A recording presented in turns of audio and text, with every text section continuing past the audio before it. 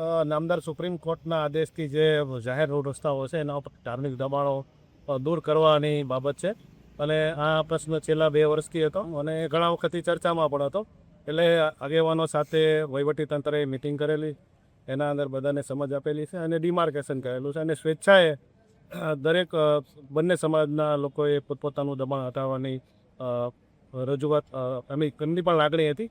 અને એ પ્રમાણે જે દબાણ હટાવવાનું એ લોકોએ ચાલુ પણ કરી દીધું છે. પણ બીજા જે ગેરસમજ ફેલાય છે કે ભાઈ અમુક આગેવાનો આવી ગયેલા અને અમુક આગેવાનો નથી આવ્યા, એ બાબતેની થોડી ગેરસમજ હતી.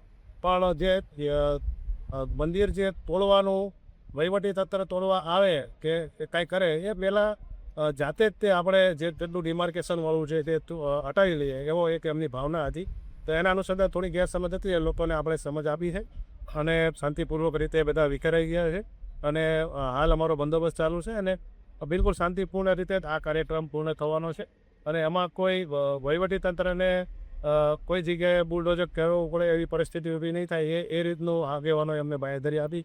અને જાતે જ એ લોકો પોતપોતાની રીતે પોતાનું દબાણ હટાવી રહ્યા છે. તેમ છતાં પણ તકેદારીના ભાગરૂપે અમે બંદોબસ્ત રાખીએ. મોડાસામાં 3 દબાણો છે. એક તો આપણું આ રૂપડિયા હનુમાનજીનું મંદિર છે અને એક દરગાહ છે જ્યાં 2-3 કબરો છે જે રસ્તા પર છે.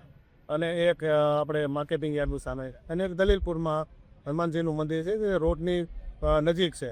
તો એ 3 દબાણો છે. ત્રણેય જ આગેવાનો છે, ત્રણેય મંદિરના એમની સાથે મિટિંગ થઈ છે અને એ સ્વેચ્છાએ એ લોકો દૂર કરવા